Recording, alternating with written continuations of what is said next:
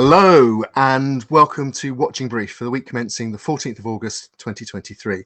I know I'm doing Watching Brief because I am actually wearing our new Watching Brief merchandise, this beautiful pin badge, which has been designed by Mr. Soup. Mr. Soup, unfortunately, he hasn't so much got a frog in the throat this afternoon as a whole flotilla of frogs. And so once again, I'm going to be flying solo with this week's Watching Brief, which is going to take the form of a magazine-style sort of catch-up on some major heritage stories that have been running in the last week, 10 days. And then the second half of the show will be an interview which I conducted with the archaeologist and metal detecting and heritage crime campaigner Paul Barford. Paul is, as you may well know, is based in Warsaw in Poland, and he will be talking about the current row that's going on in Poland over what rules, if any, are going to be in place for metal detectorists in Poland, and whether a pretty extreme, in some people's views, liberalisation of the of metal detecting rules, whether that might actually influence what goes on in other jurisdictions in Europe and even in the UK. So that's what we've got ahead. I'm going to start with well, most of us are aware of the fire at the Crooked House pub in Himley in the West Midlands, and I'll be coming back to that later. But Watching Brief is for the whole world of heritage and archaeology, and we couldn't let this week's show continue without mentioning a statement from the World Monuments Fund, which has been issued in connection with the appalling devastating wildfires on Maui in the Hawaiian Islands chain. The news bulletins have been full of really very affecting images of the refugees from the fires, the attempts to search for people who are still missing. I mean, at the time we're recording, just over 100 people are known to have died, but around 1,000 are still missing. So it is an appalling natural disaster. There is also a heritage aspect, though, and the World Monuments Fund have issued the following statements, and I'll just read a short piece of it. The World Monuments Fund is deeply saddened by news of the fires on the Hawaiian island of Maui. We extend our deepest sympathy to families who have lost loved ones and those who have been forced to flee their homes. The fires have devastated Lahaina, a port city that was once the capital of the Kingdom of Hawaii and whose old centre is a National Historic Landmark District. While the precise scale of the damage is not yet known, a number of historic buildings, including the Waiоla Church, where several members of the Hawaiian royal family are buried, are confirmed to have been destroyed. The wildfires, fanned by winds from a hurricane and exacerbated by drought conditions, are only the latest in a series of extreme natural disasters fueled by climate change, events which disproportionately impact Indigenous communities and their heritage. The World Monuments Fund will continue to monitor the situation as events develop and to learn more about our efforts responding to disasters that threaten heritage around the globe. And to support our work, please visit our website, and we'll put the link to that below the line. I'll leave that there, and obviously we'll keep an eye on the developments as the WMF and others try to restore the community after such an appalling and devastating event. Now, the next story we wanted to talk about really is a catch-up. If you watch the last Watching Brief, you'll see it was devoted really to the fire at the Crooked House pub at Himley in the West Midlands, South Staffordshire. Something I've learned since beginning to cover the story is that if I didn't know before, because of our family connections with what's called the Black Country, because of the soot and ash that was and coal that was generated during the Industrial Revolution, it's that names and places are really important, and the Crooked House was was one of the iconic structures in the Black Country that gave people a sense of place. If new viewers starting here, it was an 18th century farmhouse which later became a pub and subsided because of the extensive mining activity in the area. It became a regional and then a national icon. It was covered frequently on the BBC and other media. And as we joked last time, it was the kind of place where if you drank enough, the building appeared straight, and the bottle would roll. Bottles would appear to roll up the bar rather than down, and so on, because of an optical illusion. Almost 2 weeks ago, it burnt down in a mysterious fire, which is now being investigated by the police as arson. Since then, there has been a vociferous campaign online and locally in the local media to have the Crooked House rebuilt. Now, at the moment, we're at the stage where there is a live police investigation, which we can't really comment on, but it is being treated as arson. It has also been revealed that a 360 tracked excavator that was seen demolishing the building within 48 hours of the fire, apparently without planning permission, was hired by a company associated with a landfill site next door to the public, to the Crooked House, and other people associated with that landfill site had actually purchased the Crooked House back in July from its former owner, Bruco Marstons. It emerged this morning that the person who directs the company which hired the excavator, although there's no direct connection and we can't draw any conclusions as to this person's character or involvement, but was imprisoned in the Republic of Ireland for 12 years, received a 12-year sentence for involvement in one of what was then Europe's biggest drug importation busts in the early noughties. There have been other reports that people connected with the companies around which the mystery has grown have also been involved in previous mysterious fires at a landfill site, another pub that was gutted to prevent it being reused as a pub, possibly without planning permission, at another village in the West Midlands. This is a story to watch, not least because a local MP, Conservative MP Marc called a public meeting this week and has undertaken to speak to the Community Secretary Michael Gove, whose department has responsibility for planning law, with regard to the potential for what is currently being called a Crooked House law.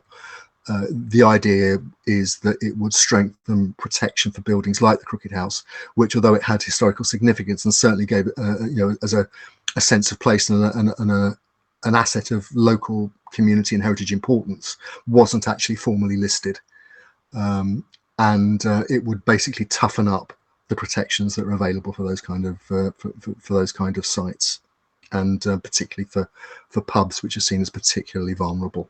And so that is the latest on the Crooked House. As I say, it's a story that's developing. We will see whether the momentum that's built up over the first 2 weeks can be sustained. It's always the problem in major heritage stories like this, where initial enthusiasm can run into the sands of often perfectly correct delays and apparent inactivity. For example, the police haven't issued a recent update on the investigation, but then that's fairly normal in a live investigation, that you don't want to issue information that could compromise what's coming down the line.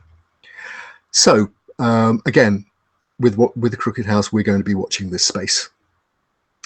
The other major heritage story this week came out of nowhere on Wednesday, when the British Museum, obviously one of London's leading tourist attractions, one of the world's major archaeological and cultural collections, announced that a member of staff had been fired and that the police had been called in and were investigating the apparent disappearance of an unknown number of artifacts, which appear to be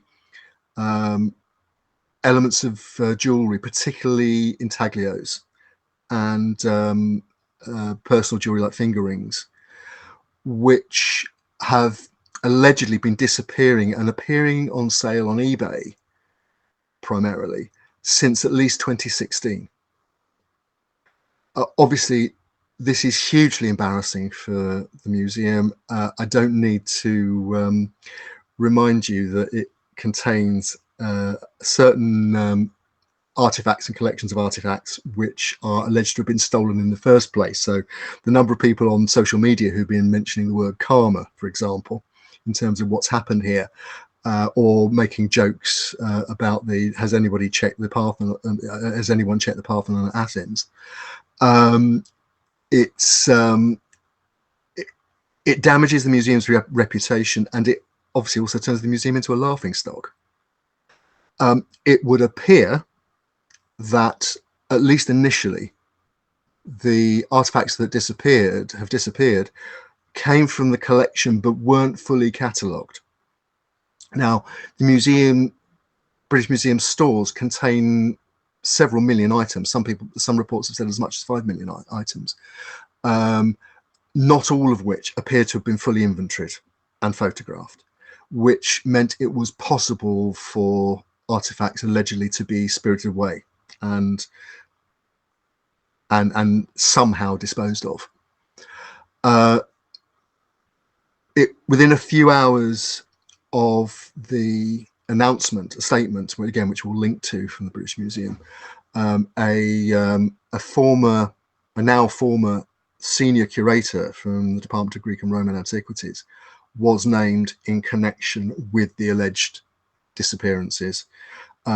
This person is being named in a number of media outlets, which we'll link to. I'm not going to name them here simply because we haven't done our own due diligence. And it's certainly also being reported that this person's family are denying any wrongdoing. And certainly at the moment, there hasn't, so far as we're aware, there hasn't even been an arrest, let alone any charges. So we need to keep an open mind here, but there are significant issues in play about the ability of the British Museum really to track its own artifacts, to know what it actually has. Now, again, I think you have to have a certain sympathy, because this is an organization that has been built up over several hundred years now. Certainly the collection has, and one of the collections that is reported to have been the victim of the alleged thefts was acquired over 200 years ago and consists of many items. So the level of cataloguing and so on is under question, shall we say. At this point, I think it's worth quoting from the British Museum press release, which talks about how they are responding to this particular event. It's dated London, 16th of August, and it says the British Museum has launched an independent review of security after items from the collection were found to be missing, stolen or damaged. Now, you'll note missing, stolen or damaged covers a whole gamut of possibilities, and it also suggests they don't have specific knowledge of what has actually gone on yet. It then goes on to say a member of staff has been dismissed and the museum will now be taking legal action against the individual. The matter is also under investigation by the Economic Crime Command of the Metropolitan Police. And again, that's a serious piece of police intervention, because the Economic Crime Command isn't just the local CID. It's a region-wide unit of officers that specialise in economic crimes. They've also announced that there'll be an independent review of security, which will be led by Sir Nigel Boardman, who's a former trustee of the British Museum, and Lucy Dorsey, who's the Chief Constable of British Transport Police. Their remit, according to the statement, is to look into the matter and provide recommendations regarding future security arrangements at the museum. They will also kickstart and support a vigorous programme to recover the missing items. It then describes very loosely that the majority of the items in question were small pieces kept in the storeroom belonging to one of the museum's collections. They include gold jewellery and gems of semi-precious stones and glass dating from the 15th century BC through to the 19th century AD. None had recently been on public display, and they were kept primarily for academic and research purposes. So again, part of the collection that has disappeared into store, it's there for academics, but it's not in the public eye, so attention might be elsewhere. Who's going to ask for them except for specialist academics? It gives a cover for them to allegedly be spirited away. there are quotes, again, I won't read them all now, but George Osborne, former Chancellor of the Exchequer, who's the chair of the British Museum, and Hartwig Fischer, the director of the British Museum, have both issued statements about the alleged thefts and sales. It's been obviously being responded to at the most senior level in the museum because of its seriousness. It's also worth saying, although there's no specific connection yet, but Hartwig Fischer announced only a few weeks ago that he'd be standing down from his role as director of the British Museum next year. It's worth just saying that the apparent means of disposal, the alleged means of disposal of these artifacts is quite strange. It has been reported, widely reported now, that it wasn't being fenced through dealers, which is one of the, or auction houses, which is one of the ways that, shall we say, artifacts of dubious provenance can be disposed of into the collector's market. Instead, and there is evidence published to back this up, the suggestion is that it was primarily being sold through eBay, and through eBay at much reduced prices compared to what they could fetch on in the collector's market. As I say, we're talking about intaglios and rings and that kind of personal jewelry. So that is something of a mystery. It's also being reported that around 3 years ago, 2020, a currently unnamed subject expert spotted material turning up on eBay, suspected it was from the BM, British Museum, and did some checking and suspected that the source might be this named curator at the British Museum, and actually warned the British Museum this might be going on. Now, as you can see, if that is anything like correct, and the British Museum knew about this as much as 3 years ago, why have they kept quiet up until now? What's been happening? Was anything happening? Were people hoping it was not true or would go away, or was it just not actioned? We don't know. The security review will certainly be asking those sorts of questions, and looking at the way the stories are being covered in the mainstream media at the moment, a lot of journalists are hoping to come up with answers rather sooner than the British Museum's review. A watching brief is a formal programme of observation and investigation to record and report on notable discoveries on an archaeological site. As part of our ongoing watching brief, Andy and I work hard to bring you the best, the worst, and sometimes the more quirky happenings from the world of archaeology. We aim to provide a space where voices can be heard, opinions shared, and sometimes truth spoken to power. If you believe in the work we do, please consider supporting us on Patreon for as little as $1 per month. Thank you.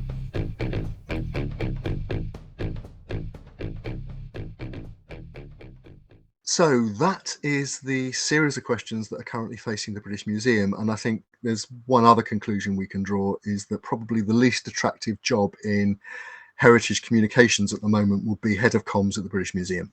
That brings us on to the main item in this week's watching brief, which is an interview with archaeologist and heritage crime activist Paul Barford. Many of you will be familiar with the Paul Barford blogspot, and Paul's often trenchant views about things like metal detecting, the portable antiquities scheme, but also about the market and the marketing of heritage items, particularly through auction houses and auction websites. The reason that we spoke to Paul was twofold. One is that at the beginning of this month, August, the amendment to the Treasure Act came into force in the UK, or in England and Wales, which broadened the definition of treasure to non-precious metal artifacts that have significance. I won't go into the details. We'll link to the actual definitions that are the new definitions that are being employed below the line. And it's fair to say that among some metal detectorists, at least, there have been concerns that this is an attempt to tighten up on their hobby and introduce more regulation by the back door. It was done by what's called a statutory instrument, which meant there was limited parliamentary scrutiny. So we began our conversation talking about that, but the main part of our conversation relates to metal detecting in Poland and the efforts of metal detectorists and supporters in government to liberalize the metal detecting regime in Poland so that there is less regulation than currently exists. And in fact, the discussion is about moving to an app-based permission system where you simply register where you want to metal detect. As you can imagine, there are lots of questions that go begging with that, and the implications both for heritage in Poland and perhaps elsewhere if the new rules become law are potentially quite significant. So this is the conversation we recorded. Paul, thank you for joining us from Warsaw. We want to really spend most of this interview talking about the situation that's developing regarding artifact hunting with metal detectors in Poland. But I can't let the moment or the interview start really without a reference to the situation here in the UK, where the statutory instrument which amends the Treasure Act 1996 has just come into force. That piece of legal updating arguably makes you metal detectorists in the UK somewhat more regulated than they used to be. It broadens the definition of what is treasure to things that aren't, glittery, goldy, silvery. And it appears to be going in the opposite direction to that which we're about to discuss with regards to Poland. Do you have any immediate thoughts about the coming into effect of the new definition of treasure in the UK? Obviously, it's something you've written about for a long time. Yes, thank you very much for having me, by the way. Thank you. Pleasure. Yes, I think that, in fact, there is a connection here because it's what's happening in Poland at the moment is very much related to treating archaeology as about things rather than sites from which things are just a product. And here again, we have this new, fantastic new legislation from England, which is, again, about getting good things in cases. It's great that the idea is that it's going to be based around the idea of significance. I think there are severe problems with defining what that significance is in both the long term and the short term. I think it'd be very interesting to see how this law actually operates within the next few weeks and months. Yeah. And I'm sure it's something that we'll come back to. One thing that struck me in terms of things, and in terms of the commodifying of things, reading the government's memorandum which accompanies the statutory instrument, one of the points it makes in its in discussing the consultation is that it does have an impact on small businesses, but the statutory instrument wasn't amended in that light to remove that effect because they couldn't achieve the objects of the new definition of treasure if they did make that amendment. Now, that was clearly aimed at the rally companies that organise commercial artifact hunting, and I think that's one of the things that, again, that maybe we will want to come back to in future weeks and months as the new definitions bed in and get put into effect by the Portable Antiquities Scheme and the Treasure Team at the British Museum.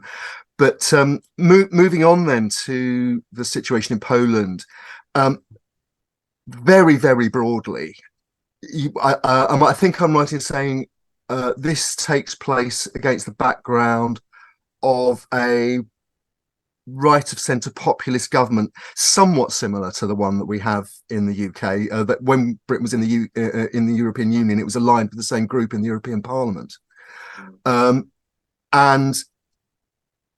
there is now a very contentious piece of legislation coming forward, as I understand it, which would, as many archaeologists feel, really damage the attempt at heritage preservation, conservation, looking after the sites, not the things, as you were saying earlier. Yeah. Could you just, broadly speaking, for for people who are watching this who aren't familiar with the situation in Poland, what is the current status quo and what is being proposed?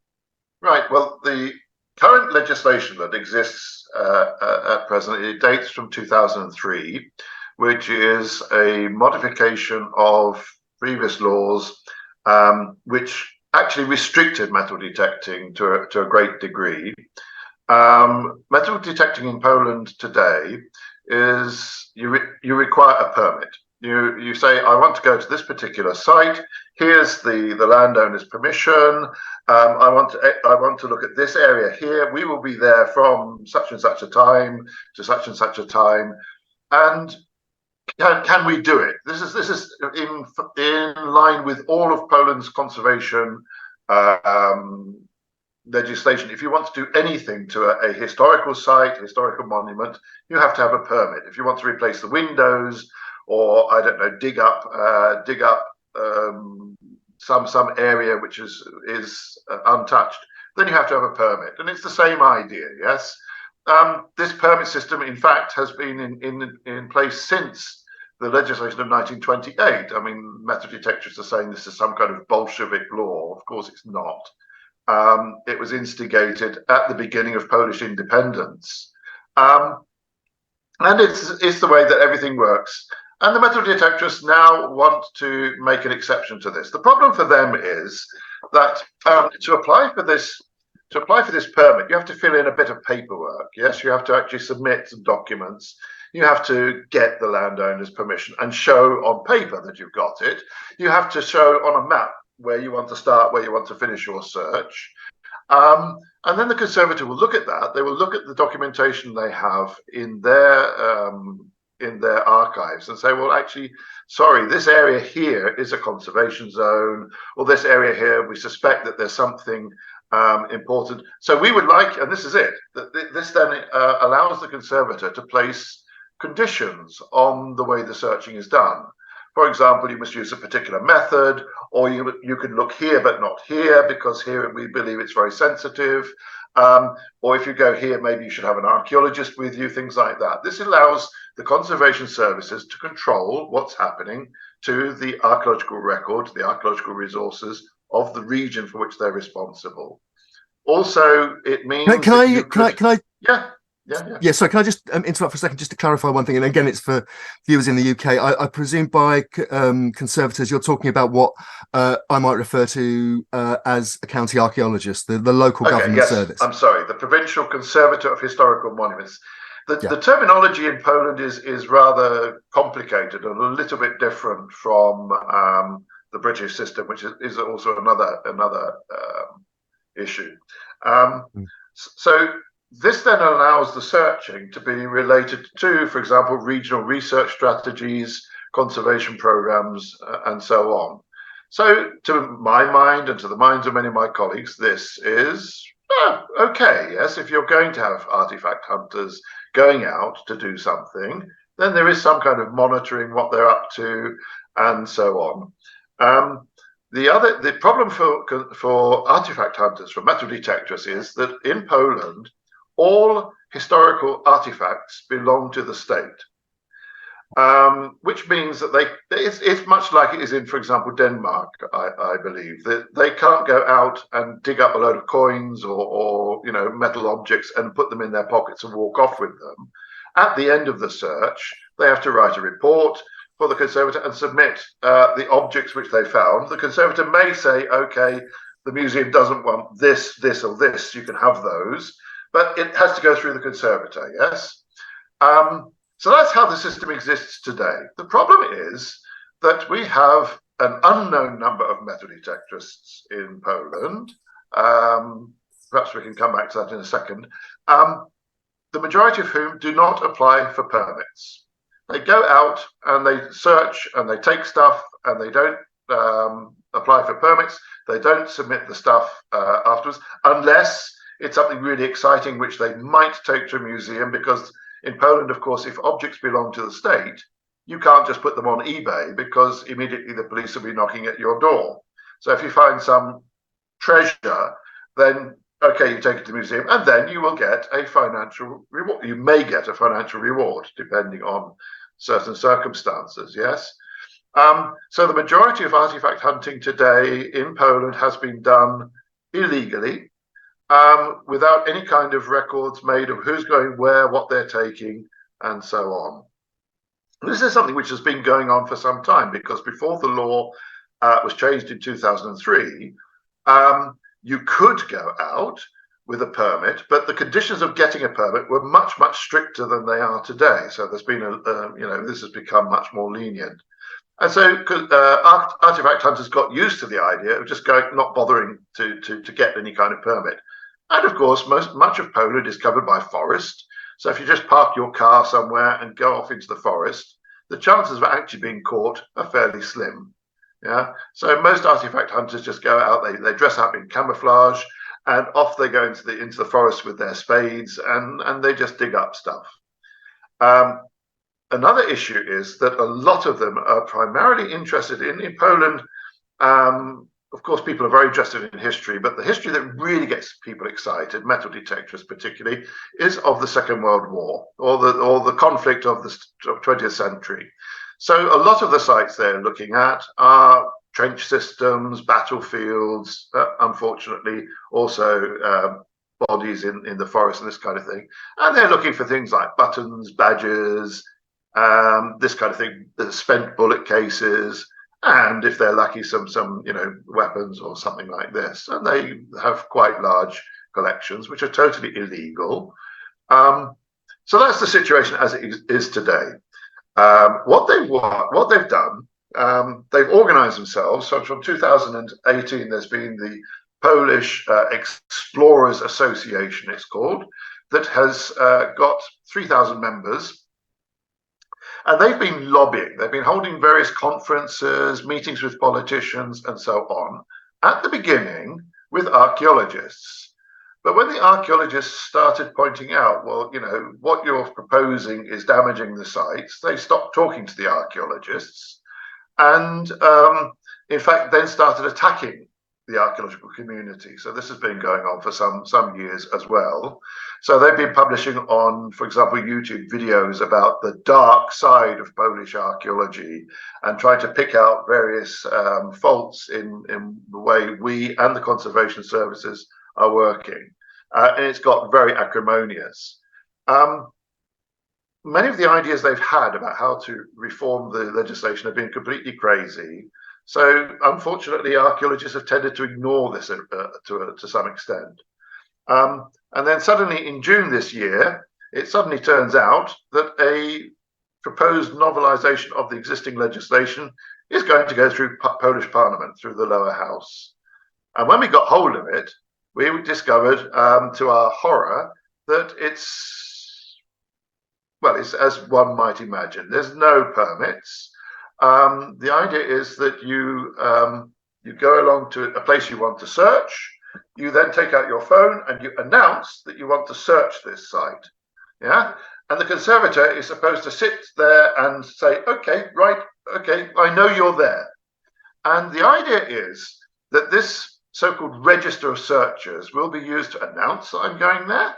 And then the idea is that you will take photos of what you find. Yeah, you find a spent bullet, you take a photo, you send it to this register. And then the idea is, they have the idea, and the politicians have the idea, that the archaeologist is going to be sitting there saying, yeah, okay, that's a historical relic, that goes to the museum, oh, that's okay, you can have that bottle cap or whatever, yes? Of course, most people search at weekends, so the question is, who's going to actually do this? Because in most provinces, you have one archaeological officer who's responsible for everything. And now the whole idea is that this person's going to be looking at hundreds of artifacts found at weekends by artifact hunters. Can I jump in there with a couple of quick questions then? I mean, obviously, no, thank you for elucidating so clearly what's obviously a complex situation, one that's been developing, as you say, since the 1920s. But a couple of things strike me about the the proposals. One is a sort of practical one. It actually, in terms of reporting, ironically, for someone sitting in the UK, there's actually more responsibility on detectorists, artifact hunters, to report what they find than there is actually under the Portable Antiquities Scheme, unless it's treasure, which of course you have to report on a statutory basis. Yes. And that's the definition that is now changing to be, non-precious metals. But the other thing, in terms of the legislation, is this a government-backed piece of legislation, or is it what I call in the UK, for example, a private member's bill that's been put forward by individual legislators with the backing of elements of civil society? It normally is, and that then and is the government in Poland actually backing this piece of this proposal? Right. Yes, the government is, for two reasons. Well, the shocking thing is that the metal detectorists were claiming when they first produced this thing that they had done this in collaboration with the head office of the conservation services in Poland, including the top guy, the General Conservator of Historical Monuments. Yeah, it's the top guy. We were skeptical of this, but unfortunately, he went along to the first reading of this bill and said, yeah, we're all for this. This is great. We're going to legalize these guys who are going out illegally. I do not follow the logic of that.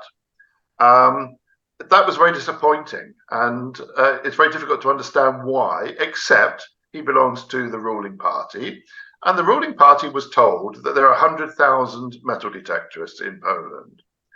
The detecting organizations are saying the number could be as big as 250,000. Yeah. And so they see this as potential voters. We've got elections coming up in a few weeks' time. And so they see this as potential voters, a group of people who have been discriminated against, who are going to suddenly vote for the ruling party if we do what they ask, what they want, if we abolish this old-fashioned, stupid conservation legislation. Yeah. So yes, they are supporting it. And it's really quite appalling to hear what some of the politicians are saying in the parliament, in the debates, because they've got absolutely no idea what it is that this is about. Yes, it is about protecting sites from being looted. And they see it as rescuing precious objects, which can then go into museums and be shown to people. Yeah. It's not quite, as you put it, it's not quite that the obligations are greater, because there's one little tiny flaw. In the revised legislation, you are obliged to report you're going to search, but only if you're going to search for historical monuments or historical artifacts, sorry. If you say, oh, I was going to look for scrap metal in the forest, yeah, or I lost my keys in the forest, or this is a picnic place where people might have dropped a lot of change, then you don't have to announce it. Yeah. And this is completely ridiculous. You cannot base a law on determining what was the intention of the person going out. If you go out with a metal detector, okay, you might be looking for historical artifacts, or you might be looking for old keys. But then if it's suddenly taken to court, how is the court going to decide if a person is guilty or not guilty of an offence if it's based on determining what their intention was? Yeah, this is just completely bonkers. And again, this is something which the politicians just haven't addressed. Another issue that I've read about in preparing this, I think in your work, but also in other accounts, and particularly the petition that is currently running, which we'll come to perhaps in a minute, is the potential of using this new legislation to launder artifacts from other jurisdictions, and Ukraine has been mentioned in particular. Do you see that as a risk too? Yes. Yes, because the artifacts, for example, of the Roman period, they're the same, both sides of the modern political border. So yes, and of course, as we know, there is a lot of looting going on in Ukraine. But the other thing is that artifacts that were discovered illegally before this law will come. The law is supposed to come in on the 1st of May next year. That's a fixed date. Yeah. But anything you've got at home which was found before that, you could now say Oh, I'm going out here. Oh, look, I found this sword. Yes, you could just make up the discovery. You could even show a video. You can make a video which you could send on to this application, showing you brushing the dirt off it in the ground. Yes, and this is a serious danger because, and yes, it could apply to old things dug up in another part of Poland on another site, for example. It could apply to material dug up in completely different countries. Um, I posted yesterday on my blog two swords. Okay, in this particular case, they were honest and said that they didn't come from Poland, but they could have done. And again, all you have to do is to say, "Oh, I found this just now," and be free to then claim your reward, yeah, your treasury reward. And this is another thing. Sorry, that the treasury reward until now has been discretionary, and now it will be made mandatory. Yeah. In terms of, you've mentioned that there's a general election coming up in a few weeks' time, and this is, I think, largely identified with the Law and Justice Party, which is the current governing party. Yes. To use to give its name in English. Do you see this as an issue that will be carried forward if they form the next government? Are opposition parties saying that they won't carry this forward, or is there now a consensus, political consensus, that unless it's stopped by any form of protest or legal reviews, this is actually going to happen? This probably is actually going to happen because we have heard, I mean, there are a group of us who have organized to try and fight it rather belatedly, because as I say, we really only found out about it officially in June, yes, so a few weeks ago. So we're trying to fight it. But we have heard that this is coming from the highest levels, that the government really want to pass this for those votes, yeah? Sorry, I didn't say that if you actually look at the evidence for the number of metal detectorists, several people, including Sam Hardy, did some work not long ago, which doesn't seem to be known here. The number is about 30,000, not 100,000, not 250,000, not any of these other figures.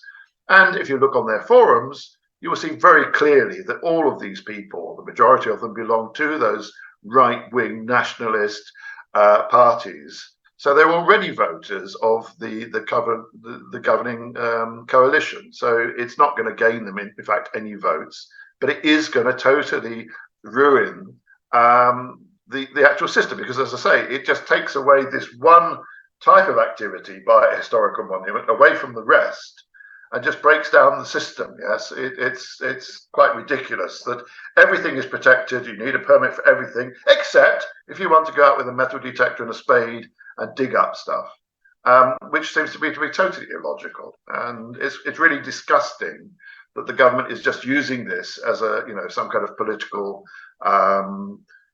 ploy to get votes, yeah, to sell off the heritage, basically, to sell off access to the heritage to get votes. This is just totally inexcusable.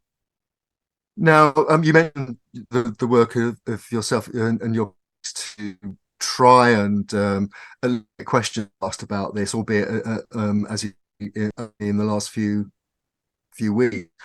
There is a petition by the Association of Polish Archaeologists, which is currently online, and I believe it's also it can be signed by people outside of Yes. of Poland. Yes. Apart from signing that petition, and we'll link to it below the line on this video, is there anything that concerned archaeologists outside of Poland can do to try and influence things at this stage, do you think? I think it's probably a little bit too late. I think that this juggernaut is just trundling along. It's gone through the lower house, who voted almost unanimously for it, because there's a lot of peace politicians in the lower house. It went to the upper house, which rejected it, and that's gone back to the lower house, which will just ignore what the Senate said, and probably will vote for it. And we have a president who signs anything that's put under his nose, and he's told by the party to sign it. So it probably will be passed. And there's probably not a lot that can be done. It is possible that had international organizations like the EAA or UNESCO, ICOMOS, if they had actually raised a fuss, but then of course they didn't know about it. I think, another thing that really irritates me, as you know, my position about metal detecting and the portable antiquity scheme in Britain, it's the same here. Most archaeologists just shrugging their shoulders and saying, well, it's going to be passed. What point is, some of them didn't even want to bother signing the petition, which I thought was really pathetic. You wonder what's the point of being an archaeologist if you're not actually going to defend the material you work with, yes? Or the materials your successors will be having to work with. So I'm not entirely sure there's a lot that can be done. What I think, as somebody who, as you know, is fighting about metal detecting quite a long time now, I'm quite interested in one possibility. There's a whole group of archaeologists, let's not name any names, who say what would be really great would be to go away from these restrictive systems to a liberal system like Britain has. This is what the metal detectorists are saying. There's a whole lot of archaeologists saying this, and yet, funnily enough, most nations have never actually done that. Okay, Flanders is one example, and Poland is going to be another. And I'm actually looking forward to seeing what happens, because okay, if we're working with the idea that we've got 100,000 metal detectors in this country, then let's see how many people use that application. Yeah, I think it's going to be a total disaster. There's no reason why anybody who goes out illegally now will stop being illegal when they can do it by phone. I think there's one thing which the organizers have not thought about. If you connect with this online government-based application with your phone, you're actually giving your phone data to that application. And it means that you can use that phone data, that we can use that phone data, or somebody can use that phone data to actually check if somebody was at a particular place at a particular time. This has already happened in Great Britain. Some Nighthawks have been tracked by the fact that their phones were tracked to a particular field at a particular time, or a particular area at a particular time, yes? Polish metal detectors don't seem to have thought about this at all. And I think this is quite interesting, particularly as Poland is quite well known for some episodes of invigilation of the opposition, yes? So maybe at some stage this may backfire on the metal detectors. There's also another situation. If a policeman raids your house, which they do here, and they find objects, they say, okay, this fibula, show me this fibula on your phone on this application. The police immediately can check that any artifact in a metal detectorist's house has been registered or not. Yeah, this is something which they don't seem to have twigged. Particularly as in Poland at the moment, metal detectors are a target whenever there's any kind of Interpol or international operation like Pandora, for example. The Polish police go straight to the metal detectorists, and then they can seize 4,000 artifacts. Yeah, so the metal detectorists are a target for precisely this kind of action, and this application will make it far easier for police to actually check. They don't even have to take the stuff away to check if it's registered or there's a permit or anything. So as ever in much of heritage legislation and heritage practice, unintended consequences perhaps. I think that's probably a good point to leave it, Paul. The watching brief is certainly going to keep a watching brief on what happens next. It's obviously we still hope that something that appears to be so damaging might not make its way through the legislative process. You're pessimistic about that. I'm sure we'll be talking about this again, but Paul Barford, thank you again for joining us on Watching Brief and giving us such a fascinating insight into the situation with metal detecting, artifact hunting in Poland, which could well have an influence on what goes on elsewhere. Thank you very much for joining us. Bye. Bye-bye. Obviously, there's quite a lot to sort of download and decompress from that conversation with Paul Barford. We could probably spend Watching Brief for the next month looking at the implications both for Poland and for the rest of Europe metal detecting in general. And you'll be relieved to hear we're not going to do that. But please, these are important questions. So join the debate in the comments below the line. And I would also remind you that if you have a story like the Polish story or the other stories we talked about earlier that you think the Pipeline and Watching Brief Archaeo Soup should investigate, my DMs are open on Twitter, aka X, if we have to call it that. But also we have an email for the Watching Brief itself. And if you go to the Pipeline website and look at the Tip Us a Story page, there are lots of other ways of getting in touch, including getting in touch sort of discreetly if you have information that you can't publish on a public forum, like the comments below.